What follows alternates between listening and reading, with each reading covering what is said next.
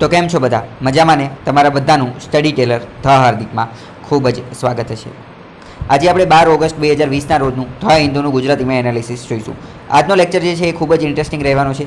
So I am the Hardik Parmar and let us start our journey towards success. સૌથી પહેલાં મહત્વનો article જોઈએ તો તે જીએસ મેઇન્સ પેપર 2 માટે મહત્વનું છે। Confidential report on Assam Accord released. Assam Accord થયેલો હતો। પહેલાં તો આસામ માટેનો એક કરાર થયેલો હતો ક્યારે 1985 1985ની અંદર જ્યારે રાજીવ ગાંધીની સરકાર હતી ત્યારે કેન્દ્ર સરકાર, આસામની સરકાર અને આસામનું જે એક યુનિયન, આ ત્રણ વ્યક્તિઓ વચ્ચે આસામ એકોર્ડ થયેલો હતો, એટલે કે આસામ કરાર થયેલો હતો। એના અંતર્ગત શું હતું એ બધી વસ્તુ આપણે ડિટેલમાં જાણીશું, એનું બેકગ્રાઉન્ડ શું હતું એ બધી વસ્તુ પણ જાણીશું। પરંતુ અત્યારે ચર્ચામાં શા માટે છે?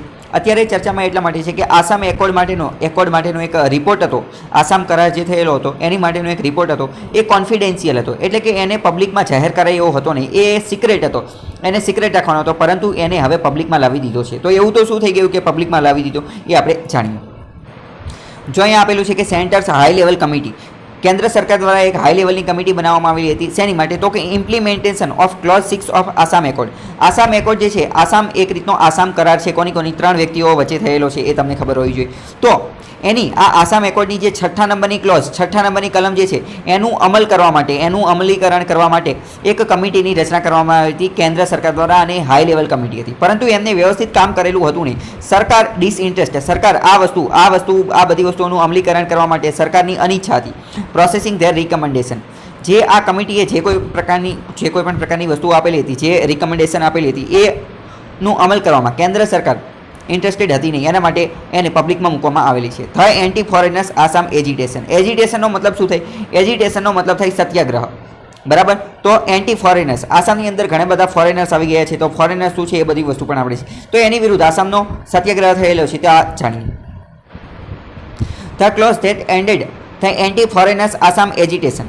હવે 1985ની અંદર જેવો આસામ એકોર્ડ થયેલો હતો, એટલે કે આસામ કરાર થયેલો હતો ત્રણ પાર્ટીની વચ્ચે, એના કારણે આસામની અંદર જે બધા એજિટેશન, એટલે કે જે બધા સત્યાગ્રહ થતા હતા એનો એન્ડ આવી ગયો હતો, એનો અંત આવી ગયો હતો। આસામની અંદર ઘણા બધા લોકો સત્યાગ્રહ કરતા હતા। સૌથી પહેલાં તો ફોરેનર્સનો મતલબ સમજીએ। આસામની અંદર કેવું છે કે આસામની અંદર બીજા પણ અન્ય ઘણા બધા લોકો આવી ગયા છે, બાંગ્લાદેશથી અમુક લોકો આવી ગયા હોય, પશ્ચિમ બંગાળથી અલગ અમુક લોકો આવી ગયા હોય, તો આ બધાના કારણે અલગ જગ્યાએથી, એટલે કે ફોરેનર્સ લોકો, બીજા લોકો આસામની અંદર આવી અને વસી ગયા છે ઘણા બધા સમયથી। તો આના કારણે શું થયું છે કે આસામના જે રિસોર્સિસ, આસામના જે સંસાધનો જે છે એની ઉપર લોડ પડી રહ્યો છે। આસામના જે મૂળ નિવાસીઓ જે છે, મૂળ લોકો જે છે, એમને પૂરતા અધિકારને એવું મળતું નથી, એટલે એમને એક મૂવમેન્ટ ચલાવેલી કઈ એન્ટી ફોરેનર્સ, એટલે કે બહારથી જે લોકો અહીંયા આવેલા છે એને અહીંથી ખાલી કરો, એને અહીંથી કાઢો। જેવું તમે સમજી શકતા છો કે ગુજરાતની અંદર તમે સમજો તો બીજા બહારથી, યુપી બિહારથી ઘણા બધા લોકો કામ કરવા માટે ને બધા આવતા હોય। હવે યુપી બિહારના, ગુજરાતની અંદર બધા લોકો બહારથી કામ કરવાવાળા આવી જાય, અને પછી એક સમય એવો હોય છે કે ગુજરાતના લોકોને તે પૂરતા અધિકાર ન મળે, ગુજરાતના લોકોને જ કામ મળે નહીં, તો પછી શું થશે? તો ગુજરાતના લોકો જે છે એ બહારથી જે ફોરેનર્સ આવતા હશે એમનો વિરોધ કરશે। તો આસામની અંદર કંઈક એવી જ વસ્તુ થઈ હતી, તો આ બધા સત્યાગ્રહ અને આવી બધી વસ્તુઓનો વિરોધ થતો હતો। પરંતુ 1985ની અંદર આસામ એકોર્ડ સાઇન થઈ ગયો, તો એના કારણે આ બધા વિરોધો જે છે, આ બધો સત્યાગ્રહ એ શાંત પડી ગયો હતો। પરંતુ મહત્વની વસ્તુ એ છે કે આસામ એકોર્ડ અંતર્ગત જે વસ્તુ નક્કી કરવામાં આવી હતી, તો એની ક્લોઝ 7 નંબરની કલમમાં જે વસ્તુ નક્કી કરવામાં આવી હતી, એ બધી વસ્તુનું કેન્દ્ર સરકાર દ્વારા અથવા તો બીજી કોઈ પણ સરકાર દ્વારા એનું અમલીકરણ થયું નથી, ઇમ્પ્લિમેન્ટેશન થયું નથી, એટલે અત્યારે ફરીથી એ બધું ચર્ચામાં આવી ગયું છે। ક્લોઝ 7 શું છે એ પણ આપણે જોઈએ। હવે આસામ એકોર્ડ થયો હતો, એના અંતર્ગત શું નક્કી કરવામાં આવ્યું હતું? એના અંતર્ગત એવું નક્કી કરવામાં આવેલું હતું કે આસામના જે લોકો, આસામના જે મૂળ નિવાસી લોકો જે છે એમનું સંરક્ષણ કરવામાં આવશે, એમને કોન્સ્ટિટ્યુશનલ, એટલે કે બંધારણીય, લેજિસ્લેટિવ એટલે કે ધારાકીય, અને એડમિનિસ્ટ્રેટિવ એટલે કે વહીવટી પ્રકારના સેફગાર્ડ, એમને આ બધી પ્રકારની સુરક્ષા પૂરી પાડવામાં આવશે। બંધારણની અંદર એમની માટે કંઈક સુરક્ષા લાવવામાં આવશે, લેજિસ્લેટિવ એટલે ધારાકીય, એમને ફાયદો થાય, એમની સુરક્ષા જળવાઈ રહે, એમના નીતિ નિયમોને બધું જળવાઈ રહે, એની માટે અમુક પ્રકારના લેજિસ્લેટિવ, અમુક પ્રકારના ધારા, અમુક પ્રકારના કાયદા, અમુક પ્રકારના લો, અમુક પ્રકારના એક્ટ બનાવવામાં આવશે। એડમિનિસ્ટ્રેટિવ સેફગાર્ડ, એમની માટે અમુક વહીવટી તંત્ર નવું ઊભું કરવામાં આવશે, કે કોની માટે? ફોર પ્રોટેક્ટિંગ એટલે કે એમનું રક્ષણ કરવા માટે, પ્રિઝર્વિંગ એટલે કે સંવર્ધન કરવા માટે, અને promoting the culture, social, linguistic identity and heritage of the Assamese people.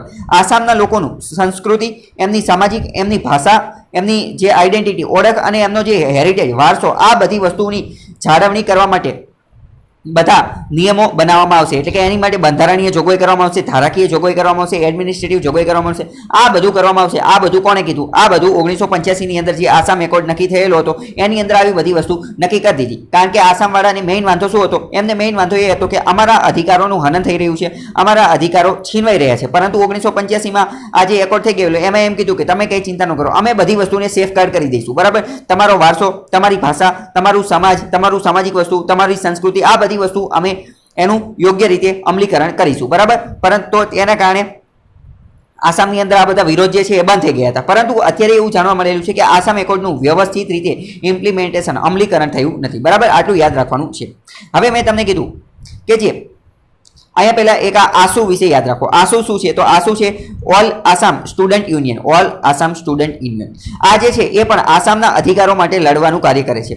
હવે ઓલ આસામ સ્ટુડન્ટ યુનિયન જે છે એણે પાંચ મહિના પહેલા કેન્દ્ર સરકારને એક રિપોર્ટ આપેલો હતો. હકીકતમાં તો રાજ્ય સરકારને, આસામની રાજ્ય સરકારને આપેલો હતો. રાજ્ય સરકારે એ રિપોર્ટ હોમ મિનિસ્ટર અમિત શાહને આપેલો હતો અને અમિત શાહે આ રિપોર્ટ કેન્દ્ર સરકારને આપવાનો હતો. અને એ રિપોર્ટની અંદર અમુક એવી વસ્તુ લખેલી હતી કે જે આસામની અંદર અમલીકરણ કરવાની હતી. એટલે કે ઓલ આસામ સ્ટુડન્ટ યુનિયને એક રીતે કહીએ તો એવી અમુક પ્રકારની માંગ કરેલી હતી, અથવા આ રિપોર્ટમાં એવું લખેલું હતું કે અમને આવા પ્રકારના અધિકારો આપો. પરંતુ મહત્વની વસ્તુ શું થઈ ગઈ કે આ રિપોર્ટ હજી સુધી કેન્દ્ર સરકાર પાસે પહોંચેલો જ નથી, અથવા તો આ રિપોર્ટ ઉપર હજી કોઈ પણ પ્રકારના વ્યવસ્થિત ઠોસ પગલાં લેવામાં આવેલા નથી. એટલે હવે આ આસામ, આસુ જે છે, આસુ ઓલ આસામ સ્ટુડન્ટ યુનિયન, એમને મજા આવી નહીં અને એમને આ જે રિપોર્ટ જે છે એને પબ્લિક કરી દીધો. બરાબર, શું કરી દીધું? પબ્લિક કરી દીધો. બરાબર, તો હવે તમને ધીમે ધીમે આખો મુદ્દો સમજાયેલો હશે. They finally decided to put in the public domain. બરાબર, પહેલા એમને સરકારને આપેલો, પરંતુ સરકારે એની ઉપર કોઈ ઠોસ કદમ ઉઠાવેલા નહીં. એટલે પબ્લિકની અંદર, પબ્લિક ડોમેનની અંદર આ મૂકી દીધો અને એવું કહી દીધું કે લોકોને પણ આ વસ્તુ વિશે, રાઇટ ટુ નો, આ બધી વસ્તુ વિશે જાણવાનો અધિકાર છે. એટલે એમને પબ્લિક ડોમેનમાં આ મૂકી દીધો.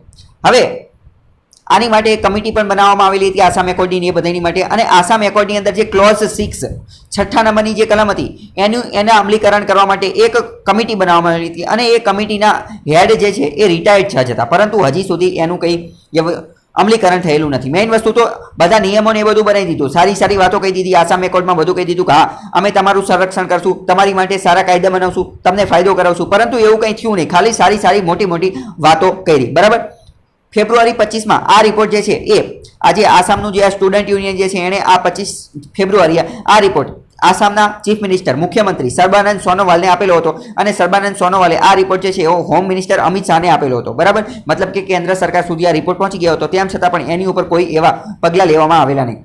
આસુ do not know whether the report is whether or not it has reach Delhi. એટલે કે આસુને હજી પણ ખબર નથી કે દિલ્હી આ રિપોર્ટ પહોંચ્યો કે નથી પહોંચ્યો, અથવા તો એમને એવું લાગે છે કે આ રિપોર્ટ નેગ્લેક્ટ કરી લેવામાં આવ્યો છે. નેગ્લેક્ટ એટલે કે એની ઉપર વ્યવસ્થિત ધ્યાન, ફોકસ કરવામાં આવતું નથી, એની ઉપર ધ્યાન આપવામાં આવતું નથી, એને અવગણવામાં આવેલો છે. નેગ્લેક્ટનો મતલબ શું? અવગણવું. આ રિપોર્ટને અવગણવામાં આવે છે.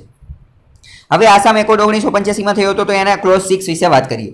3 મેજર કમ્યુનિટીઝ. હવે આસામની અંદર પહેલા 3 મુખ્ય કમ્યુનિટીની વાત કરવામાં આવેલી છે. Perceived to be migrant in Assam. આસામની અંદર આ ક્લોઝ 6 અંતર્ગત એવું કહેવામાં આવ્યું છે કે 3 કમ્યુનિટી જે છે કે જે આસામની અંદર માઇગ્રન્ટ તરીકે વર્તે છે. માઇગ્રન્ટ એટલે કે જે માઇગ્રન્ટ હોય એ. બરાબર, the recommendation of the high powered committee on the implementation of clause 6 of the Assam accord 1985. Clause 6 ની અંદર એવું કહેવામાં આવેલું છે કે આસામની અંદર 3 કમ્યુનિટી જે છે, 3 કમ્યુનિટી એને હજી પણ માઇગ્રન્ટ માનવામાં આવશે. એને હજી પણ શું માનવામાં આવશે? માઇગ્રન્ટ. અને એના કારણે આ 3 કમ્યુનિટીનો આખો સવાલ છે. એ 3 કમ્યુનિટી કઈ છે એ સમજીએ. Committee on implementation of the clause 6 of the Assam accord. Assam accord 1985 અંતર્ગત ક્લોઝ 6માં શું કહેવામાં આવ્યું છે કે 3 કમ્યુનિટી જે છે એને માઇગ્રન્ટ માનવામાં આવશે. એ 3 કમ્યુનિટી કઈ છે? પહેલી કમ્યુનિટી છે બંગાળની અંદર, બંગાળની ઓરિજિનલ એટલે કે મૂળ નિવાસી તેઓ બંગાળના હતા, પરંતુ હવે આસામ આવી ગયા છે અને બંગાળી બોલે છે અને મુસ્લિમ લોકો છે, બેંગાલી સ્પીકિંગ મુસ્લિમ. એમને મિયા પણ કહેવામાં આવે છે, મિયાસ કહેવામાં આવે છે. તો પહેલી કમ્યુનિટી કઈ છે? મૂળ બંગાળમાં રહેતા હતા, બંગાળી બોલતા હતા, મુસ્લિમ લોકો હતા અને આસામમાં આવી ગયા હતા, જે મિયા તરીકે ઓળખાય છે. બરાબર, પહેલી ઈ છે. બીજી કમ્યુનિટી કઈ છે?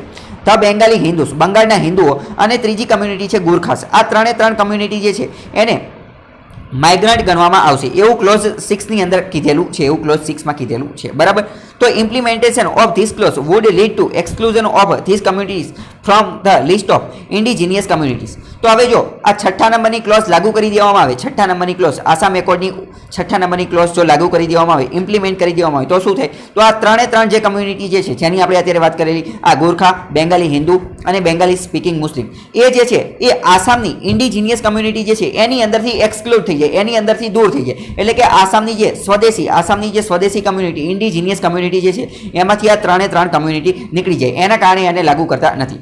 બીજી વાત કરીએ, મોર દેન 80% of this have been living in Assam for centuries. હવે આમાંની જે 80% લોકો જે છે, આ ત્રણ કમ્યુનિટીમાંથી જે 80% લોકો જે છે એ ઘણી બધી સદીઓથી, એટલે કે 100 કરતાં પણ વધારે વર્ષથી આસામની અંદર રહી રહ્યા છે. તેમ છતાં પણ એને આ ઇન્ડિજિનિયસ કમ્યુનિટીમાંથી કાઢવામાં આવે છે, તો એ સારી વસ્તુ કહેવાય નહીં. હવે અમુક બેકગ્રાઉન્ડની વાત કરીએ કે આસામ એકોર્ડની એનું શું હતું. એક 13 સભ્યોની એક પેનલ બનાવવામાં આવેલી હતી. કોની માટે? તો કે આસામ એકોર્ડનો જે છઠ્ઠા નંબરની ક્લોઝ જે છે એને લાગુ કરવા માટે. છઠ્ઠા નંબરની ક્લોઝ શું છે? આપણે કહી દીધું કે ત્રણ જે જાતિ જે છે, ત્રણ જાતિ એ આસામની અંદર માઇગ્રન્ટ ગણવામાં આવશે. તો એ એમની માટે તો નુકસાન છે, એ ત્રણ જાતિ માટે નુકસાન છે, બરાબર. Which relates to the protection of Assamese identity, એવું કરવામાં આવશે જેના કારણે આસામની જે ઓળખ, આઇડેન્ટિટી જે છે એને સ્થાપિત, એમનું સંરક્ષણ કરી શકાય. રિસન્ટલી સબમિટેડ ઇટ્સ રિપોર્ટ, આ લોકોએ અત્યારે રિપોર્ટ આપેલો છે. 32 years after it signed the Assam Accord, 32 વર્ષ પછી એમને આ રિપોર્ટ આપેલો છે આસામ એકોર્ડ સાઇન થયેલો એના પછી. આસામ એકોર્ડ જે છે મેં તમને કેન્દ્ર સરકાર, આસામની સરકાર અને જે આસામ સ્ટુડન્ટ યુનિયન જે છે એની વચ્ચે આ સાઇન થયેલો હતો. It still upset that major issue mentioned remain unsolved. આની અંદર મોટા ભાગની વસ્તુ જે છે એ હજી સુધી એમનું સમાધાન કરવામાં આવેલું નથી. ક્લોઝ 6 શું છે એ આપણે પહેલા જ જોઈ લીધું છે. ક્લોઝ 6 એવું કહેવામાં આવેલું, ક્લોઝ 6 ની અંદર બીજું એવું પણ કીધેલું છે કે કોન્સ્ટિટ્યુશનલ એટલે કે બંધારણીય, લેજિસ્લેટિવ એટલે કે ધારાકીય અને એડમિનિસ્ટ્રેટિવ એટલે કે વહીવટી પ્રકારના સેફગાર્ડ્સ, સુરક્ષા પૂરી પાડવામાં આવશે આસામના લોકોને. Shall be provided protect, perceive and promote culture. આસામની અંદર સંસ્કૃતિ, સામાજિક, લિંગ્વિસ્ટિક એટલે કે તેમની ભાષા, તેમની ઓળખાણ, તેમનો વારસો, આ બધી વસ્તુ આસામના લોકોનું અને આસામનું જે છે એનું સંરક્ષણ કરવામાં આવશે એવું ક્લોઝ 6 ની અંદર એવું પણ કીધેલું છે. તેમ છતાં પણ સરકાર દ્વારા કોઈ પણ પ્રકારનું લેજિસ્લેશન, કોઈ પણ પ્રકારનો આવો કાયદો કે કોઈ પણ પ્રકારનો આવો ધારો 1985 થી અત્યાર સુધી બનાવવામાં આવેલો નથી, અથવા બંધારણની અંદર પણ કોઈ પણ પ્રકારનું પ્રોટેક્શન, સંરક્ષણ આપવામાં આવેલું નથી. એટલે આસામના લોકોને આ વસ્તુ પસંદ આવી નથી. 1985 નો જે આસામ એકોર્ડ હતો એ એક રીતનો મેમોરેન્ડમ ઓફ સેટલમેન્ટ પણ હતું, એક રીતનું સેટલમેન્ટ પણ હતું. આ પણ તમારે યાદ રાખવાનું હતું. કોની વચ્ચે સાઇન થયેલો તો એ પણ ભારત સરકારના પ્રતિનિધિ અને leaders of the Assam movement in new Delhi. 15 August 1985 આ એકોર્ડ જે છે એ સાઇન થયેલો હતો. 15 ઓગસ્ટ એટલે કે આપણો ઇન્ડિપેન્ડન્સ ડે, સ્વતંત્રતાનો દિવસ 1985 નો. રાજીવ ગાંધી ત્યારે પ્રાઇમ મિનિસ્ટર હતા, એ પણ યાદ રાખવાનું છે. The accord brought an end. આ એકોર્ડ જેવો તે સાઇન થઈ ગયો એના કારણે આસામ એજિટેશન, આસામની અંદર બધા સત્યાગ્રહો હતા એ બધા બંધ થઈ ગયા અને paved the way four life leaders of the, આ બધી વસ્તુ મતલબ કે બંધ થઈ ગયા. અને આસામની અંદર જે પહેલા એવું કહેતા હતા કે અમે પોતાની પોલિટિકલ પાર્ટી સ્થાપિત કરીશું અને આસામમાં પોતાનું અલગ રાજ્ય, અલગ દેશ બનાવીશું, એ બધી વસ્તુ બંધ થઈ ગઈ.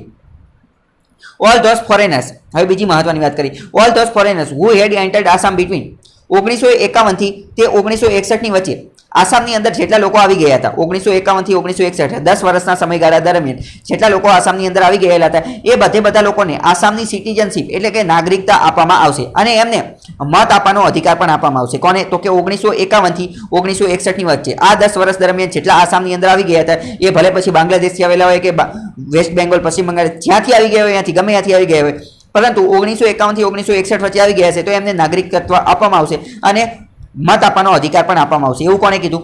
આસામ એકોર્ડની અંદર એવું લખેલું હતું. આસામ એકોર્ડની હિસ્ટોરિકલ ફોટો, હિસ્ટોરિકલ મોમેન્ટ તમે અહીંયા જોઈ શકો છો. આ રાજીવ ગાંધી અને આજે આસામ એકોર્ડ સાઇન થઈ છે. અમુક વસ્તુ જે છે એ ઐતિહાસિક બની જાય છે. જેમ કે આજે આસામ એકોર્ડ સાઇન થયો એના કારણે બધા સત્યાગ્રહો, બધે જે ચળવળ હતી એ બધી તાત્કાલિક જ બંધ થઈ ગઈ. તો એ સારી વસ્તુ કહેવાય. એજિટેશન એટલે આંદોલન અથવા ચળવળ, બરાબર, આંદોલન અથવા ચળવળ, એ તમે અહીંયા યાદ રાખી શકો છો. આસામ એકોર્ડની અંદર બીજું એવું પણ લખવામાં આવેલું હતું કે 1951 થી 1961 ની વચ્ચે જે આવેલા છે એને નાગરિકત્વ આપવામાં આવશે.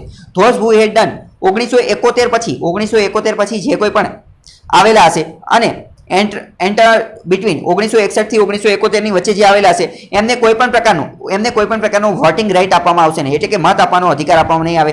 10 વર્ષ સુધી મત આપવાનો અધિકાર નહીં આપે, પરંતુ but would enjoy all other rights of citizenship. 1971 પછી 1961 થી 1971 ની વચ્ચે જે કોઈ પણ આવેલા હશે, 1961 થી 1971 ની વચ્ચે આવેલા છે એમને 10 વર્ષ સુધી મત આપવાનો અધિકાર નહીં આપવામાં આવે, પરંતુ નાગરિકત્વના બીજા બધા જે અધિકારો જે છે એ બધા આપવામાં આવશે. અને બીજું 1971 પછી જે 1971 ની પછી જે આસામની અંદર આવેલા છે એને ડિપોર્ટ કરવામાં આવશે, એટલે કે એને પાછા કાઢવામાં આવશે.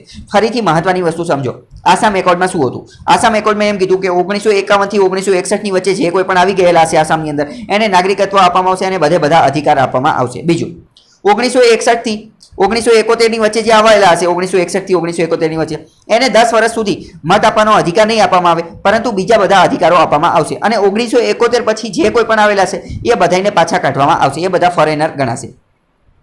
એમના ઇકોનોમિક ડેવલપમેન્ટ માટે, આર્થિક વિકાસ માટે કાર્ય કરવામાં આવશે, ઇન્ક્લુડિંગ અ સેકન્ડ ઓઇલ. આની માટે આસામની અંદર એક નવી ઓઇલ રિફાઇનરી ગોતવામાં આવશે, કારણ કે જો આસામ જે છે એ નેચરલ રિસોર્સિસ, ત્યાં કુદરતી સંસાધનો ઘણા બધા છે, નેચરલ ઓઇલ, કુદરતી તેલ ને એ બધું મળી આવે છે, તો એની રિફાઇનરી ને એ બધું બનાવવામાં આવશે. પેપર મિલ, કાગળ માટેની મિલ બનાવવામાં આવશે. એન્ડ ઇન્સ્ટિટ્યુશન ઓફ ટેકનોલોજી માટેની ઇન્સ્ટિટ્યુશન બનાવવામાં આવશે અને આ બધું કાર્ય કરવામાં આવશે. કેન્દ્ર સરકાર આની માટે અમુક પ્રકારના લેજિસ્લેટિવ એન્ડ એડમિનિસ્ટ્રેટિવ સુધારાઓ કરશે. લેજિસ્લેટિવ એટલે કે અમુક એક પ્રકારના ધારાઓ, અમુક એક પ્રકારના કાયદાઓ અને વહીવટી સુધારા ને એ બધું કરશે, પરંતુ હજી સુધી એવું કંઈ થયેલું નથી. આના કારણે આસામનું કલ્ચર ને એ બધી વસ્તુ જે છે એ ઇમ્પ્લિમેન્ટ કરી શકાય. બીજો મહત્વનો આર્ટિકલ જોઈએ તો એ નાગાલેન્ડ સાથે સંબંધિત છે. National socialist council of Nagaland એને પ્રથમવાર 2015નો જે ફ્રેમવર્ક બનાવવામાં આવેલો હતો એગ્રીમેન્ટ, એનું પ્રથમવાર એને રિલીઝ કરેલી છે, પરંતુ એ આપણી માટે એટલું બધું મહત્વનું નથી. આપણે ખાલી આને મેપમાં જોઈ લઈએ. આ આખો ભારતનો મેપ છે. તો આસામની વાત કરવામાં આવેલી હતી. આસામ આપણે પહેલા આગળના આર્ટિકલમાં જોયું, અને તો આસામને મેપમાં જોઈ લઈએ. અહીંયા આસામ છે, બરાબર. આસામ એકોર્ડ 1985માં થયો હતો, બરાબર. અને અહીંયા નાગાલેન્ડ છે, આ નાગાલેન્ડ, એ પણ તમારે યાદ રાખવાનું છે. બીજી મહત્વની ન્યૂઝ જોઈએ તો આ રાજ્યસભા જે છે, રાજ્યસભા વિશે વેંકૈયા નાયડુ, રાજ્યસભાના ચેરમેન કોણ છે? વેંકૈયા નાયડુ. અને વેંકૈયા નાયડુ એ જ વ્યક્તિ છે કે જે વાઇસ પ્રેસિડેન્ટ છે. વાઇસ પ્રેસિડેન્ટ એટલે કે ઉપરાષ્ટ્રપતિ. જે ઉપરાષ્ટ્રપતિ હોય એ ઓટોમેટિક જ રાજ્યસભાના ચેરમેન બની જાય છે. રાજ્યસભાના ચેરમેનને ગુજરાતીમાં શું કહેવાય? અધ્યક્ષ. શું કહેવાય? સભાપતિ કહેવાય. સભાપતિ. હકીકતમાં એ અધ્યક્ષ તરીકેનું જ કાર્ય કરે, પરંતુ અધ્યક્ષની બદલે એનું નામ છે સભાપતિ. અધ્યક્ષ જે છે એ સ્પેશિયલ શબ્દ છે કોની માટે? લોકસભા માટેનો, બરાબર. જ્યારે રાજ્યસભા માટે સ્પેશિયલ શબ્દ કયો છે? ચેરમેન અથવા તો સભાપતિ. એ કોણ છે? વાઇસ પ્રેસિડેન્ટ એટલે કે વેંકૈયા નાયડુ. તો એમણે એમ કીધું છે કે રાજ્યસભાનું જે એફિશિયન્સી, એમની જે કાર્ય કરવાની ક્ષમતા જે છે એની અંદર વધારો જોવા મળેલો છે. રાજ્યસભાની જે એફિશિયન્સી, એમની જે મિટિંગ, એમનું જે ડિસ્કશન, એમની જે ચર્ચાઓ, કાયદા બનાવવાનું એ બધું જે છે એની અંદર થોડોક સુધારો જોવા મળેલો છે, એવું ચેરમેન વેંકૈયા નાયડુએ કીધેલું છે. જો અહીં આપેલું છે, Rajya Sabha has shown certain winds of change. એની અંદર અમુક પ્રકારના સુધારા પણ આવેલા છે. પ્રોડક્ટિવિટી, એમનું જે કાર્ય જે છે એમાં ઘણી બધી પ્રોડક્ટિવિટી છે. Increased legislative output. જે લેજિસ્લેટિવ આઉટપુટ એટલે કે ધારાકીય બાબતો જે થતી હતી, અમુક પ્રકારના કાયદાઓ ઉપર ડિસ્કશન કરવાનું, કાયદો પસાર કરવાનું, કાયદો ઉપર ચર્ચા કરવાનું, એ બધાની અંદર વધારો થયેલો છે છેલ્લા અમુક સિઝનની અંદર. એટેન્ડન્સ, જે મિટિંગ, રાજ્યસભાની મિટિંગની અંદર જે MP એટલે કે મેમ્બર ઓફ પાર્લામેન્ટ, રાજ્યસભાના જે 245 સભ્યો જે છે, હકીકતમાં રાજ્યસભામાં કેટલા 250 સભ્યો છે, પરંતુ અત્યારે રાજ્યસભામાં કેટલા 245 સભ્ય છે, જેમાં 12 નોમિનેટ સભ્યો હોય છે જે પ્રેસિડેન્ટ, રાષ્ટ્રપતિ દ્વારા નોમિનેટ કરવામાં આવે છે. તો આ બધા સભ્યો જે છે એ છેલ્લા ઘણા સમયથી એટેન્ડન્સ, એમની જે હાજરી જે છે એ પૂરતા પ્રમાણમાં હોય છે અને હાજરી વધારે પ્રમાણમાં હોય છે. નહીંતર મોટે ભાગે કેવું થતું હોય કે મેમ્બર ઓફ પાર્લામેન્ટ, જે સંસદ સભ્યો જે છે એ મોટા ભાગે મિટિંગની ને બધાની અંદર હાજર રહેતા નથી, મોટા ભાગે હાજર નથી રહેતા હોતા, પરંતુ રાજ્યસભાની અંદર એમની હાજરી વધારે જોવા મળેલી છે. ફર્સ્ટ ટાઈમ ક્રોસ, એમની હાજરી જે છે એ પ્રથમવાર 50% કરતાં વધારે જોવા મળેલી છે. તો એ ખૂબ સારી વસ્તુ છે. આવું કેમ ખબર પડેલી? તો રાજ્યસભાનું એક પબ્લિકેશન, એક બુક જાહેર કરવામાં આવે છે, એક પબ્લિશ રિપોર્ટ જાહેર કરવામાં આવે છે, જેનું નામ છે connecting, communicating and changing. Defence minister દ્વારા આ રિપોર્ટ જાહેર કરવામાં આવેલો છે. અને ministry of information and publication બ્રોડકાસ્ટિંગે વાઇસ પ્રેસિડેન્ટના જે એમનું નિવાસ સ્થાન જે છે ત્યાં આ રિપોર્ટ જાહેર કરેલો છે. House reporting annual productivity of 100%. રાજ્યસભાની અંદર 100% પ્રોડક્ટિવિટી ક્યારે જોવા મળેલી હતી? તો એ 1999માં એક જ વાર જોવા મળેલી હતી. એની પછી છેલ્લા 20 વર્ષ દરમિયાન આવું ક્યારેય જોવા મળેલું નથી. 1991માં એકવાર 1999માં એકવાર જોવા મળેલી હતી. હવે નવેમ્બર 2019ની વાત કરીએ તો નવેમ્બર 2019ની અંદર રાજ્યસભાના 250 વર્ષ પૂરા થયેલા હતા, અથવા એનું 250મું સિઝન હતું, 250મું સેશન હતું, અથવા 250મા નંબરની મીટિંગ, 250મા નંબરની એમની બેઠક હતી. એ તમારે યાદ રાખવાનું છે કે રાજ્યસભાની કેટલી બેઠક પૂરી થઈ? 250 જેટલી, બરાબર. અને ત્યારે રાજ્યસભા ધ જર્ની સિન્સ 1952 થી આ પ્રકારનું એક ડોક્યુમેન્ટ રિલીઝ કરવામાં આવેલું હતું. એમાં આ બધી વાત કરવામાં આવી હતી. રાજ્યસભાની નું ગઠન ક્યારે કરવામાં આવ્યું હતું? સ્થાપના તો 1952 કરવામાં આવી. તો આનું અમુક એનાલિસિસ જોઈએ તો ખબર પડે છે કે રાજ્યસભાએ અત્યાર સુધીમાં 3817 જેટલા બિલ પસાર કરી દીધા છે. એટલે કે 4000ની આજુબાજુ બિલ પસાર કરી દીધા છે. બીજું 249 નંબરની આ સિટિંગ હતી, જે કયું હતું? મોન્સૂન સિઝન 2019 અને અત્યારે એમની 250 સિઝન બેઠક પૂરી થઈ ગઈ છે, એ તમને ખબર હોય છે. આ બધી જો અહીંયા કી ફાઇન્ડિંગ્સ અહીંયા આપેલું છે કે 20% જેટલો ટાઈમ જે છે એ કાયદા બનાવવામાં એમાં પસાર થયો. 40% જેટલા બિલ જે છે એ 1 કલાકની અંદર જ પસાર થઈ ગયા. તો એ સારી વસ્તુ કહેવાય નહીં, કારણ કે 1 કલાકમાંથી કોઈ બિલ જે છે, કોઈ કાયદો, કોઈ બિલ પસાર થઈ જાય તો એની ઉપર વ્યવસ્થિત ડિસ્કશન ને એ બધું થઈ શકતું નથી. તો એવા 40% કાયદા હતા, તો સારી વસ્તુ કહેવાય નહીં. બધું અહીંયા તમે પોઝ કરી અને જોઈ શકો છો, અથવા PDF ડાઉનલોડ કરી અને વાંચી શકો છો. રાજ્યસભાને આ બધી વસ્તુ મહત્વની છે. પાર્લામેન્ટરી કમિટી, પાર્લામેન્ટ એટલે કે પાર્લામેન્ટની અંદર કોનો? લોકસભા, રાજ્યસભા અને પ્રેસિડેન્ટ બધાનો સમાવેશ થાય છે એની અંદર. તો આની અંદર અમુક પ્રકારની કમિટીને એ બધું બનાવવામાં આવે છે. તો કમિટીની આ બધી વસ્તુ મહત્વની હોય છે. કેમ? અને રાજ્યસભા અને લોકસભાની અંદર આ બધા જે રિપોર્ટ આવે એ પણ મહત્વના હોય છે. કેમ? કારણ કે UPSC 2018ની અંદર મેન્સની અંદર આ પ્રશ્ન પૂછાઈ ગયો હતો. Why do you think the committees are considered to be useful for parliamentary work? એટલે કે પાર્લામેન્ટનું જે કોઈ પણ કાર્ય જે છે, વર્ક, એ કરવા માટે કમિટી શા માટે મહત્વની છે? અને એસ્ટિમેટ કમિટી એટલે કે અંદાજ સમિતિના સંદર્ભમાં આ આખી આપણે ચર્ચા કરવાની હતી. 2018ની અંદર આ પ્રશ્ન પૂછાઈ ગયો હતો 10 માર્કની અંદર. મતલબ કે આ બધી વસ્તુ મહત્વની છે. UPSCની અંદર પ્રશ્ન પૂછાણો હતો. તો હવે વાત કરીએ કે analysis reveal that the productivity of the Rajya Sabha. 1997માં પ્રથમ વખત રાજ્યસભાની 100% પ્રોડક્ટિવિટી જોવા મળેલી હતી. ત્યાર પછી ક્યારેય જોવા મળેલી નથી. 23 વર્ષની અંદર ડિસ્ટર્બિંગ ટ્રેન્ડ જોવા મળેલો છે કે રાજ્યસભા વ્યવસ્થિત કામ કરતી નથી. Declining in primarily on account of disruption forcing cancellation of question. આનું રાજ્યસભાનું કામ થોડું ઓછું થયેલું છે, અથવા કામમાં એટલી બધી કાર્યક્ષમતા જોવા મળતી નથી. એનું કારણ એ છે ફોર્સિંગ કેન્સલેશન ઓફ ક્વેશ્ચન અવર ફ્રિક્વન્ટલી. મોટાભાગના સમય દરમિયાન પ્રશ્નકાળ જે છે, પ્રશ્નકાળ એને રદ કરવામાં આવે છે. ક્વેશ્ચન અવરની અંદર શું હોય? તો ક્વેશ્ચન અવરની અંદર જે MP હોય એને બધા પ્રશ્ન પૂછવામાં આવે અને એને પ્રશ્નનો જવાબ આપવાનો હોય, પરંતુ એ રદ કરવામાં આવેલી છે ઘણી બધી વાર. એના કારણે quality of law making as seen, કાયદો બનાવવાની જે પ્રક્રિયા, એની જે ગુણવત્તા જે છે એમાં ઘટાડો જોવા મળેલો છે. બિલ વિધાઉટ ડિસ્કશન, ઘણી બધી વાર જે બિલ આવેલું હોય એને કોઈપણ પ્રકારના ડિસ્કશન એટલે કે ચર્ચા કર્યા વગર જ એને પાસ કરી દેવામાં આવે છે. તો એ સારી વસ્તુ કહેવાય. હવે અમુક લોકસભાના સભ્યો દ્વારા એવું પણ કહેવામાં આવેલું છે કે રાજ્યસભા જે છે એ વ્યવસ્થિત કોઈ કાર્ય કરતું નથી. એમનું કાર્ય માત્ર લોકસભામાંથી આવેલા કાયદાને પસાર કરવાનું છે. તો એ સારી વસ્તુ છે નહીં, આવું કહેવું જોઈએ નહીં. અમુક ટીકાકારો એવું પણ કહે છે કે અપર હાઉસ જે છે એનો કોઈ પણ હેતુ નથી, એનો કોઈ હેતુ નથી, કારણ કે એના જે સભ્યો જે છે એ બધા ડાયરેક્ટલી લોકો દ્વારા ચૂંટવામાં આવતા નથી, ઇનડાયરેક્ટલી ચૂંટવામાં આવે છે અને એના કારણે એ લોકોને જવાબદાર નથી, એટલે કે એને રદ કરી નાખવું જોઈએ. અમુક ટીકાકારો એવું પણ કહે છે. એટલે આપણે સારા અને ખરાબ બંને વસ્તુ વિશે આપણને ખબર હોવી જોઈએ. 1952થી રાજ્યસભાની જર્ની જે છે એ શરૂ થઈ હતી. રાજ્યસભામાં સૌ પ્રથમ વખત કયું બિલ પાસ કરવામાં આવેલું હતું? તો the Indian tariff second amendment bill 1952 સૌ પ્રથમવાર એ બિલ પસાર કરવામાં આવેલું હતું. ફર્સ્ટ કોન્સ્ટિટ્યુશન અમેન્ડમેન્ટ બિલ, સૌ પ્રથમ બંધારણીય સુધારો ક્યારે કરવામાં આવેલો હતો? તો ધ કોન્સ્ટિટ્યુશન સેકન્ડ અમેન્ડમેન્ટ, બંધારણની અંદર બીજો જે સુધારો કરવામાં આવેલો હતો એ 1953નો, કે જે કોની માટે હતો? Lok Sabha increasing the size of population પર કોન્સ્ટિટ્યુન્સી, એની માટેનો આ સુધારો હતો જે રાજ્યસભામાં પ્રથમવાર કરવામાં આવેલો હતો. અમુક મહત્વની ઇવેન્ટ જોઈએ કે જે રાજ્યસભાની અંદર થયેલી હોય તો સૌ પ્રથમ વખત 1991ની અંદર પ્રથમ વખત એવી ઘટના ઘટી ગઈ હતી કે રાજ્યસભાની અંદર કોઈ બિલ હતું એની ઉપર 39 મત થયેલા હતા, એટલે કે બંને પાર્ટીઓએ સમાન મત આપેલા હતા. એના કારણે સભાપતિ દ્વારા અથવા તો ચેરમેન દ્વારા પોતાનો કાસ્ટિંગ વોટ આપવામાં આવેલો હતો. તો એ 1991માં આપવામાં આવેલો હતો.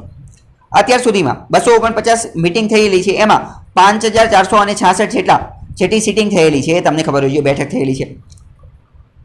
944 જેટલા બિલ જે છે એ ઇન્ટ્રોડ્યુસ કરવામાં આવેલા છે. બધી વસ્તુ તમે અહીંયા પોઝ કરી અને વાંચી શકો છો. બાકી એટલું બધું કંઈ મહત્વનું છે નહીં. બીજું એક મહત્વની ઘટના જોઈએ તો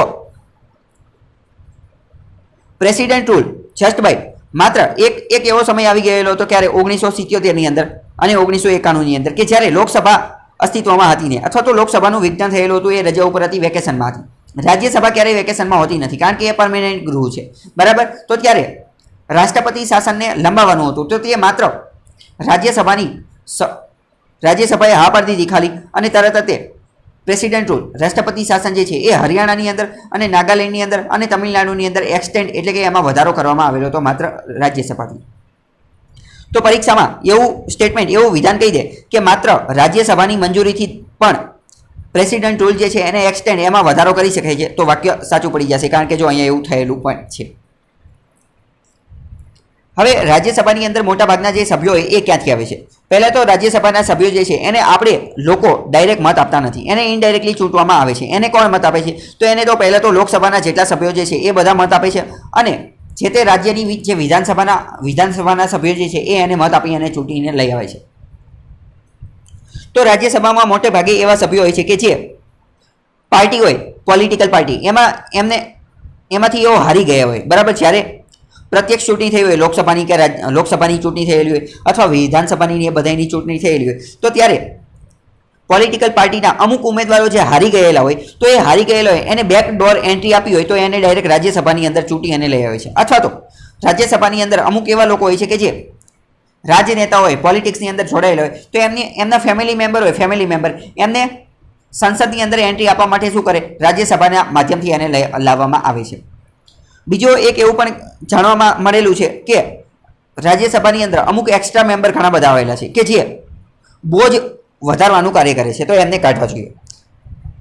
રાજ્યસભા પાસે અમુક ફાઇનાન્શિયલ મેટર ઉપર વાત કરીએ તો રાજ્યસભા પાસે પૂરતો પાવર છે નહીં, કારણ કે જે કોઈ પણ ફાઇનાન્સ બિલ અથવા મની બિલ હોય તો એની માટે એને માત્ર રાજ્યસભા 14 દિવસ સુધી અટકાવી શકે છે, એની ઉપર એને પાછું મોકલી શકતી નથી, બરાબર. તો એ તમારે યાદ રાખવું જોઈએ. તો નાણાકીય બાબતોમાં એમની પાસે એટલો બધો પાવર હોતો નથી. અત્યાર સુધી કેટલા બિલ પાસ થયેલા, કેટલા બિલ લેટ થઈ ગયેલા, એ બધું અહીંયા ડિટેલમાં આપેલું છે, તમે પોઝ કરી અને જોઈ શકો છો, કારણ કે એટલું બધું મહત્વનું છે નહીં. બીજો મહત્વનો સુપ્રીમ કોર્ટનો એક ચુકાદો જોઈએ. સુપ્રીમ કોર્ટ દ્વારા એવો ચુકાદો આપવામાં આવ્યો છે કે daughters have equal right to inherit property, એટલે કે વારસામાં જે સંપત્તિ મળતી હોય, વારસામાં મૃત્યુ પછી પુત્રને જે વારસામાં સંપત્તિ મળતી હોય તો એની માટે પુત્રીઓ એટલે કે જે દીકરીઓ, જે ડોટર્સ છે એ પણ એટલી જ જવાબદાર છે, એટલી જ તે એની માટે એટલો જ અધિકાર છે, એટલો પુત્રનો અધિકાર જે છે વારસામાં મળતી સંપત્તિ માટે, એટલો જ પુત્રીઓનો પણ અધિકાર છે, એવું સુપ્રીમ કોર્ટે અત્યારે ચુકાદો આપી દીધેલો છે. અને આવું હિન્દુ સક્સેશન એક્ટને સુધારો કરી અને આ ચુકાદો આપેલો છે. હિન્દુ ફેમિલીની પ્રોપર્ટી માટેની વાત કરવામાં આવેલી છે. સક્સેશનનો મતલબ શું થાય?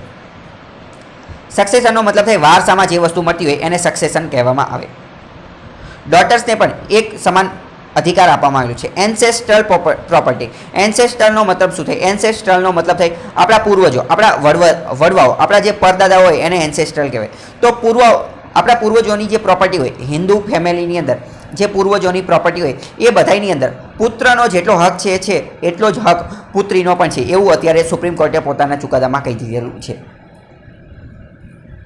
હિન્દુ સક્સેશન એક્ટ 1956ની સેક્શન 6નો અનુરોધ લઈ અને સુપ્રીમ કોર્ટે આવો ચુકાદો આપેલો છે. અહીંયા તમે કોપર સેનરનો મતલબ સમજો. કોપર સેનરનો મતલબ શું થાય? કોપર સેનરનો મતલબ શું થાય કે એવો વ્યક્તિ કે જેને જન્મથી તે માતા પિતાની જે સંપત્તિ જે છે એની અંદર અધિકાર મળી ગયેલો છે. પરીક્ષામાં ડાયરેક્ટ પ્રશ્ન પૂછે છે કે કોપર સેનરનો મતલબ શું થાય? તો એનો મતલબ એવો વ્યક્તિ થાય કે જેને જન્મથી તે એવો અધિકાર મળી ગયેલો છે કે માતા પિતાના જે પ્રોપર્ટી જે છે એનો અધિકાર એને મળી ગયેલો છે. 2015નું જે ડિસિઝન આપેલું હતું સુપ્રીમ કોર્ટ દ્વારા એને અત્યારે ઓવર રૂલ કરી દીધેલું છે અને કહી દીધું છે કે પુત્રીને પણ પુત્ર જેટલો જ અધિકાર છે માતા પિતાની સંપત્તિની અંદર અથવા વારસાની અંદર જે પ્રોપર્ટી મળે એની અંતર્ગત. હવે ઇન્ડિયન ઇનહેરિટન્સ લો વિશે વાત કરીએ તો an issue was raised before. Supreme court પાસે સૌ પ્રથમ વખત આ કોપર સેનરનો જે ચુકાદો જે છે એ પ્રથમ વખત એકવાર આવેલો હતો. ત્યારે એમને કીધેલું હતું કે birth become a coparcener in her own right in the same manner as the son. ત્યારે સુપ્રીમ કોર્ટે એવું કીધેલું હતું કે પુત્રનો જેટલો અધિકાર જે છે પ્રોપર્ટી ઉપર એટલો જ અધિકાર પુત્રીઓનો પણ છે, એટલે કે ડોટર્સનો પણ એટલો જ અધિકાર છે. 1956ના હિન્દુ સક્સેશન એક્ટ વિશે વાત કરીએ તો એમાં એવું કીધેલું હતું કે પૂર્વજોની જે સંપત્તિ જે છે એની ઉપર માત્ર પુત્રનો તે ડાયરેક્ટ અધિકાર છે, પુત્રીઓનો નથી. 1956નો જે હિન્દુ સક્સેશન એક્ટ હતો એના અંતર્ગત પુત્રીઓને પૂર્વજોની જે પ્રોપર્ટી હોય સંપત્તિ એમાંથી રદ કરવામાં, એનાથી દૂર રાખવામાં આવેલી હતી. પરંતુ અત્યારે આ જે ચુકાદો આવેલો છે એને હવે કહી દીધેલું છે કે હિન્દુ સક્સેશન એક્ટ 1956 અંતર્ગત પુત્ર અને પુત્રી બંનેનો સંપત્તિની અંદર એક સમાન અધિકાર છે. આ બધી વસ્તુ જે છે એ હિન્દુ સક્સેશન એક્ટ 2005ની અંદર સુધારો કરવામાં આવેલો હતો કયા સેક્શન 6ની અંદર. અને પ્રકાશ ફુલાવાટી જે છે એ એક કેસ પણ સુપ્રીમ કોર્ટનો એની સાથે સંબંધિત છે. 9 સપ્ટેમ્બર 2005 આ એક જે છે એ ચુકાદો કરવામાં આવેલો હતો. હવે મહિલાઓનો અધિકાર વિશે થોડી વાત કરીએ. 2005ની અંદર હિન્દુ વુમન 2005 પહેલાં જેટલી પણ હિન્દુ મહિલાઓ જે છે એને પ્રોપર્ટીની અંદર એટલો બધો અધિકાર આપવામાં આવતો ન હતો. પરંતુ 2005માં સુપ્રીમ કોર્ટે એવું કહી દીધું, Hindu succession amendment act, Hindu succession act હતો, એમાં સુધારો કરી અને એવું કહી દીધું કે પુત્રીઓને એટલે કે મહિલાઓને પણ એટલો જ અધિકાર મળશે જેટલો પુત્રને અધિકાર છે. એટલે કે એક વસ્તુ સમજો કે માની લો કે કોઈ એ નામનો વ્યક્તિ છે અને આની પાસે ઘણી બધી સંપત્તિ છે અને એનું મૃત્યુ થઈ જાય છે, તો મૃત્યુ પછી એની જે સંપત્તિ જે છે એ કોને આપવી? તો અત્યાર સુધી 2005 પહેલાં એવો નિયમ હતો કે બધી સંપત્તિ જે છે એ માત્ર એને પુત્રને મળે. પરંતુ 2005માં સુપ્રીમ કોર્ટે હિન્દુ સક્સેશન અમેન્ડમેન્ટ એક્ટમાં સુધારો કરી નાખ્યો અને એવું કહી દીધું કે પુત્રની સાથે સાથે પુત્રીઓને પણ સંપત્તિની અંદર અધિકાર મળી શકશે એટલે કે ડોટર્સને પણ મળી શકશે. અને હિન્દુ મહિલાઓ જે છે એને બધા જ પ્રકારની સંપત્તિની અંદર અધિકાર મળશે. બધા જ પ્રકારની તો સંપત્તિના અલગ અલગ પ્રકાર હોય. એક તો મૂવેબલ પ્રોપર્ટી, મૂવેબલ સંપત્તિ, મૂવેબલ એટલે કે હલનચલન કરી શકે એવી સંપત્તિ, જેમ કે જ્વેલરી, કેશ, હાઉસ હોલ્ડ, ઘરની વસ્તુઓ, આ બધી વસ્તુ, જેમ કે ફર્નિચરની, એપ્લિયન્સને, કિચન આઇટમને, આ બધી વસ્તુ, એને મૂવેબલ પ્રોપર્ટી કહેવાય. તો એમાં પણ મહિલાઓનો, દીકરીઓનો અધિકાર રહેશે. ઇમૂવેબલ પ્રોપર્ટી એટલે કે જે હલનચલન ન કરી શકે, અસ્થાયી, જેમ કે જમીન, અપાર્ટમેન્ટ, ઘર, ફ્લેટ, આ બધી વસ્તુઓ હલનચલન ન કરી શકે, તો એની અંદર પણ દીકરીઓનો અધિકાર રહેશે. આની અંદર બે રસ્તા આપવામાં આવેલા છે. હિન્દુ વુમન જે છે એ બે રીતે જે પૂર્વજો જે છે એની પ્રોપર્ટીમાં હિસ્સો મેળવી શકે છે. If someone leaves you property through a will, જો કોઈ વ્યક્તિ જે છે એ પોતાના વિલની અંદર તે એવું લખીને જાય કે આ હિસ્સો જે છે, મારી આ સંપત્તિ જે છે એ મારી દીકરીઓને મળી જશે, તો એને ડાયરેક્ટ જ મળી જાય, કારણ કે વિલમાં લખેલું હોય તો ડાયરેક્ટ મળી જાય. અથવા બીજું, આ જે વિલ દ્વારા મળી જાય તો એને શું કહેવાય? Inheritance through will. અને જો વિલમાં ન લખેલું હોય તો કઈ રીતે મળે? Then according to the rules of Hindu succession act, 1956નો જે હિન્દુ સક્સેશન એક્ટ જે છે એના અંતર્ગત દીકરીઓને સંપત્તિમાં અધિકાર મળી શકે છે. બે રીતે મળી શકે. પહેલું તો વિલના આધારે અને બીજું કયું? હિન્દુ સક્સેશન એક્ટ 1956ના આધારે, જેને શું કહેવાય? Inheritance through succession. બરાબર, સક્સેશન એટલે કે વારસો. હવે વિલ એટલે શું એ સમજીએ. વિલનો મતલબ છે એક એવો પ્રકારનું ડોક્યુમેન્ટ કે જે મૃત્યુ પહેલા કોઈ વ્યક્તિ લખી અને જાય અને એની અંદર લખેલું હોય કે મારી સંપત્તિ કોને કોને આપવાની છે, કયા કયા વ્યક્તિને આપવાની છે. વિલ જે છે એની અંદર એવું જરૂરી નથી કે પોતાના જે સગાવાલા હોય એને તે સંપત્તિ આપે. સગાવાલાની બહારના વ્યક્તિઓને પણ, પોતાના રિલેટિવની બહારના વ્યક્તિઓને પણ સંપત્તિ આપી શકે છે. વિલની અંદર મલ્ટિપલ પીપલ, અલગ અલગ લોકોને પણ, અલગ અલગ લોકો વચ્ચે સંપત્તિ જે છે એને ડિવાઈડ કરી શકાય એવું પણ વિલની અંદર લખી શકાય છે. અને વિલ જે છે એ માત્ર વ્યક્તિના, જે તે વ્યક્તિના મૃત્યુ પછી તે લાગુ પડે છે. અને જેવું એ વ્યક્તિનું મૃત્યુ થઈ જાય પછી ઓટોમેટિક જ તે જે વ્યક્તિને એને વિલની અંદર લખેલું હોય એ વ્યક્તિને ઓટોમેટિક એ સંપત્તિ મળી જાય છે. આ તમને ખબર હોવી જોઈએ. હવે સક્સેશન દ્વારા સંપત્તિ કઈ રીતે મળે છે એ આપણે સમજવાની કોશિશ કરીએ. સક્સેશનનો મતલબ કે મૃત્યુ પછી જે વસ્તુ મળે એને સક્સેશન કહેવાય. બરાબર, સક્સેસર. તો જ્યારે વિલ ન હોય ત્યારે જે છે પ્રોપર્ટી એ સક્સેશનના આધારે આપવામાં આવે છે. પ્રોપર્ટીનો બંટવારો, મિલકતનો જે બંટવારો કરવામાં આવે એ સક્સેશનના આધારે કરવામાં આવે છે. Inheritance rules of Hindu succession act, એના અંતર્ગત પુરુષ જો કોઈ મેલ હોય તો એના ક્લાસ 1 હેર હોય, જે વ્યક્તિનું મૃત્યુ થઈ ગયું તો એના ક્લાસ 1 હેરનો મતલબ થાય વારસદારો. ક્લાસ 1 હેરને બધી સંપત્તિ બાંટવામાં આવે છે સમાન પ્રમાણમાં, ઇક્વલ પ્રમાણમાં 3 વ્યક્તિઓ વચ્ચે ક્લાસ 1ના હેર વચ્ચે બાંટવામાં આવે છે. કયા કયા? ક્લાસ 1માં કોનો સમાવેશ થાય? મધર એટલે કે માતા, વિડો એટલે કે જો જે વ્યક્તિ જે છે એનું મૃત્યુ થઈ ગયું હોય તો એની પત્ની પછી વિધવા બની જાય તો એ વિડો વચ્ચે, એની પુત્રીઓ અને એના પુત્રો, આ 4 વ્યક્તિઓ વચ્ચે સમાનપણે બધી જ સંપત્તિ બાંટવામાં આવે છે. ફોર એક્ઝામ્પલ માની લો કે એ વ્યક્તિનું મૃત્યુ થઈ ગયું તો એની માતા, એની જે પત્ની કે જે હવે વિધવા બની ગઈ છે, એની પુત્રીઓ અને એના પુત્રો, આ બધા વચ્ચે સરખા પ્રમાણમાં સંપત્તિનો બંટવારો કરવામાં આવે છે. જો એની માતા ન હોય અથવા આ વિડો ન હોય, આ બધું ન હોય તો પછી બાકી જે વચ્ચે એને પ્રોપર્ટી આપવામાં આવે છે. આ તમારે યાદ રાખવાનું છે. બીજી મહત્વની ન્યૂઝ જોઈએ તો ઇઝરાયેલે ભારતની ફરીથી એકવાર મદદ કરેલી છે કોવિડ-19 સામે લડવા માટે. કોવિડ-19 સામે લડવા માટે ઇઝરાયેલે આપણને આર્ટિફિશિયલ ઇન્ટેલિજન્સ ઉપર વર્ક કરતી એક ટેકનોલોજી આપણને આપેલી છે કે જેના કારણે આપણે વધારે સરળતાથી કોવિડ-19 સામે લડી શકીશું. AIIMS દિલ્હીને જે છે એણે અત્યારે 5500 પણ કરતાં વધારે પેશન્ટ જે છે એને ટ્રીટમેન્ટ આપેલી છે. કોની? કોવિડ સામે લડવાની. ઇઝરાયેલના ભારતની અંદર જે એમ્બેસેડર જે છે એણે ભારતને આ હાઈ એન્ડ ઇક્વિપમેન્ટ, આવા ઘણા બધા ટેકનોલોજીવાળા સાધનો આપેલા છે. તો આનેથી ઘણો ફાયદો થશે અને આનેથી ભારત અને ઇઝરાયેલના સંબંધો જે છે એની અંદર પણ ઘણો સુધારો જોવા મળશે. આર્ટિફિશિયલ ઇન્ટેલિજન્સ વાળી video oriented voice operated automatic machine કે અમુક જે વોઇસથી કંટ્રોલ કરી શકાય એવા સાધનોને એ બધું આપેલું છે. અમુક એવા પ્રકારની એપ્લિકેશન આપેલી છે કે જે એપ્લિકેશન જે વ્યક્તિ હશે, જે દર્દી હશે, પેશન્ટ હશે, એના મોબાઈલમાં ઇન્સ્ટોલ કરી નાખવી તો તરત ખબર પડી જાય કે એ કઈ જગ્યાએ જાય છે ને એવી બધી વસ્તુ. તો આ એક પ્રકારની અમુક પ્રકારની ઇનોવેટિવ પ્રોડક્ટને એક્સેસને આ બધું આપેલું છે. તો ભારત અને ઇઝરાયલ વચ્ચે આ સારા સંબંધોની સ્થાપના છે. આર્ટિફિશિયલ ઇન્ટેલિજન્સ વિશે તો પહેલાં ટ્રેનિંગ લેવી પડે. કીપિંગ વેલ, આના કારણે સ્વાસ્થ્યમાં ને એ બધામાં સારી વસ્તુ. ડાયગ્નોસિસ એટલે કે આના કારણે એક ચોક્કસ નિદાન સુધી આપણે પહોંચી શકીએ છીએ. આર્ટિફિશિયલ ઇન્ટેલિજન્સનો મતલબ શું થાય? એનો મતલબ એમ થાય કે મશીન જે છે, મશીન એ પણ ખુદ વિચારી શકે છે. મશીનને પણ વિચારવાની શક્તિ આપવી એને આર્ટિફિશિયલ ઇન્ટેલિજન્સ કહેવાય. આર્ટિફિશિયલ ઇન્ટેલિજન્સ એ એક રીતે ભવિષ્યનું વિજ્ઞાન છે, એ તમે યાદ રાખી શકો છો. એ ખૂબ સારી વસ્તુ છે. આર્ટિફિશિયલ ઇન્ટેલિજન્સ વિશે વાત કરીએ તો ભારતમાં ક્યારે શું થયેલું છે? 2018-19ના બજેટની અંદર નીતિ આયોગ દ્વારા national programme on artificial intelligence એ બનાવવામાં આવેલો હતો. 2019ની અંદર નીતિ આયોગે ક્લાઉડ કોમ્પ્યુટિંગ વિશે વાત કરેલી હતી. ક્લાઉડ કોમ્પ્યુટિંગ પ્લેટફોર્મ જે છે એ બનાવવાની વાત કરેલી, જેનું નામ આપેલું હતું એરાવત. પ્રશ્ન પૂછે છે એરાવત કોની પહેલ છે?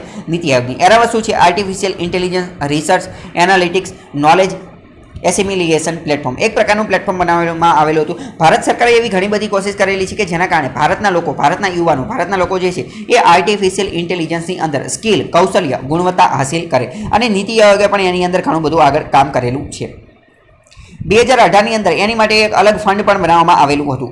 Artificial intelligence, machine learning, robotics અને ઇન્ટરનેટ ઓફ થિંગ્સ વિશે નીતિ આયોગે જે છે અહીંયા આની માટે draft national strategy for AI એ પણ બનાવેલી છે. National sport education board under Khelo India, Khelo India અંતર્ગત નેશનલ સ્પોર્ટ એજ્યુકેશન બોર્ડ બનાવવામાં આવ્યું છે, જેના અંતર્ગત આ internet of things, big data, 3D printing, virtual reality આ બધી વસ્તુ ઉપર પણ કોઈ પણ વ્યક્તિને ભણવું હોય તો ભણી શકશે. આઈઆઈટી બોમ્બે, હવે બીજી મહત્વની ન્યૂઝ જોઈએ તો સુપ્રીમ કોર્ટે ફટકાર લગાવેલી હતી અને હવે દિલ્હી સરકારે આઈઆઈટી બોમ્બે સાથે કરાર કરી લીધો છે. MOU મેમોરેન્ડમ ઓફ અન્ડરસ્ટેન્ડિંગ કરી લીધો છે, જેના અંતર્ગત સ્મોગ ટાવર લગાવવામાં આવશે. દિલ્હીની અંદર સ્મોગ ટાવર લગાવવામાં આવશે. સ્મોગ ટાવર એટલે શું? એ આપણે ઘણી બધી વાર વાત કરેલી છે કે એની મદદથી હવાનું પ્રદૂષણ જે છે એ અટકાવી શકાય છે અને હવાના પ્રદૂષણની અંદર પ્રદૂષિત હવા જે છે એને ફિલ્ટર કરવામાં આવે છે, એને એર પ્યોરિફાય કરવામાં આવે છે, એને શુદ્ધ કરવામાં આવે છે. બરાબર, તો આ તમને ખબર હોવી જોઈએ. જો અહીંયા તમે આ સ્મોગ ટાવર જે છે એને પણ અહીંયા તમે જોઈ શકો છો, એ લગાવવામાં આવશે આઈઆઈટી બોમ્બેની મદદથી. અને ટાટા પ્રોજેક્ટ જે છે એ પણ એની મદદ કરશે. બીજી મહત્વની ન્યૂઝ જોઈએ તો મહારાષ્ટ્રના એન્વાયરમેન્ટ મિનિસ્ટર જે છે કોણ? આદિત્ય ઠાકરે, એમને કેન્દ્ર સરકારને અથવા તો union minister of environment, forest and climate change એને એક પત્ર લખી અને કીધેલું છે કે આ નવું એન્વાયરમેન્ટ ઇમ્પેક્ટ એસેસમેન્ટ જે છે એ સારું નથી. એની અંદર ઘણી બધી ખામીઓ ને એવું બધું આવેલું છે કે આના કારણે આની અંદર ઘણી બધી ખામી છે એવું કીધેલું છે. પહેલું તો એમ કીધેલું છે કે આ નવું એન્વાયરમેન્ટ ઇમ્પેક્ટ એસેસમેન્ટ આવેલું છે એને કારણે એ પહેલાં તો પેરિસ ક્લાઇમેટ એગ્રીમેન્ટ જે છે એને અનુરૂપ છે નહીં, અને આના કારણે નેશનલ પાર્ક અને વાઇલ્ડ લાઇફ સેન્ચ્યુરીને આ બધી વસ્તુ હવે સેફ રહેશે નહીં. તો આને થોડુંક ફેરવવું જોઈએ અને આની અંદર અમુક સારી વસ્તુ લાવવી જોઈએ એવું કીધેલું છે. બીજી મહત્વની ન્યૂઝ જોઈએ તો ઇન્ડિયન એરફોર્સ જે છે એને 106 જેટલા ટ્રેનિંગ માટેના એરક્રાફ્ટ આપવામાં આવશે એવું કોણે કીધેલું છે? તો ડિફેન્સ એક્વાઇઝિશન કાઉન્સિલે. ડિફેન્સ એક્વાઇઝિશન કાઉન્સિલ શું છે? તો એક પ્રકારની એપેક્સ બોડી છે, એક પ્રકારની સર્વોચ્ચ સંસ્થા છે જે શું કાર્ય કરે છે? હાઈએસ્ટ ડિસિઝન મેકિંગ, ડિસિઝન એટલે કે નિર્ણય લેવાનું કાર્ય કરે છે. કોઈ પણ વ્યક્તિ કોઈ પણ વસ્તુ નવી ખરીદવી હોય, કોઈ પણ હથિયાર ખરીદવા હોય, વેપન્સ, તો એ ખરીદવા માટેનું ડિસિઝન લેવાનું કાર્ય કરે છે DAC. કોના? તો કે આર્મી, નેવી અને એરફોર્સ. કોઈ પણ એ હથિયાર લેવાના હોય તો એની માટેનું નિર્ણય લેવાનું કાર્ય ડિફેન્સ એક્વાઇઝિશન કાઉન્સિલ કરે છે. એને હેડ હોય છે ડિફેન્સ મિનિસ્ટર એટલે કે સંરક્ષણ મંત્રી. તો આ તમને ખબર છે. નવી પોલિસી બનાવવાનું કાર્ય પણ એ જ કરે છે. જ્યાં બધી વસ્તુ આપેલી છે. ધ મિનિસ્ટ્રી ઓફ ડિફેન્સ જે છે એના ચેરમેન છે. સૌ પ્રથમવાર આને ક્યારે બનાવવામાં આવેલી હતી? તો 1999ના કારગિલ વોર પછી 2001ની અંદર આને બનાવવામાં આવેલી હતી. તો એ પણ તમને ખબર હોવી જોઈએ. બરાબર, તો આજ માટે આટલું રહેવા દઈએ, બાકી કાલે મુલાકાત થશે. બાકી તમે ફેસબુક, ટ્વિટર, ઇન્સ્ટાગ્રામ આ બધી જગ્યાએ જોડાઈ શકો છો અને ટેલિગ્રામની ચેનલ જોઈન કરી લો કે જ્યાં તમને આની PDF ને એ બધું પણ મળી રહે. પરંતુ જતાં પહેલાં આ પ્રશ્નના જવાબ આપવાના છે. પહેલો પ્રશ્ન કે આસામ એકોર્ડ કોની વચ્ચે સાઇન થયેલો હતો અને ક્યારે સાઇન થયેલો હતો? બીજો પ્રશ્ન એન્સેસ્ટ્રલનો મતલબ શું થાય? ત્રીજો પ્રશ્ન કે કોવિડ સામે લડવા માટે આર્ટિફિશિયલ ઇન્ટેલિજન્ટ વાળી ટેકનોલોજી આપણને કોણે આપેલી છે? ચોથો પ્રશ્ન કે એરાવત એ કોની પહેલ છે અને એરાવતનું ફૂલ ફોર્મ શું છે? પાંચમું કે ડિફેન્સ એક્વાઇઝિશન કાઉન્સિલના હેડ કોણ હોય છે? તો આ 5 પ્રશ્નના જવાબ તમારે કમેન્ટ બોક્સમાં લખવાના છે. તો આજ માટે આટલું રહેવા દઈએ, બાકી કાલે મુલાકાત થશે. ત્યાં સુધી જોડાયેલા રહો સ્ટડી ટેલર ધ હાર્દિક સાથે.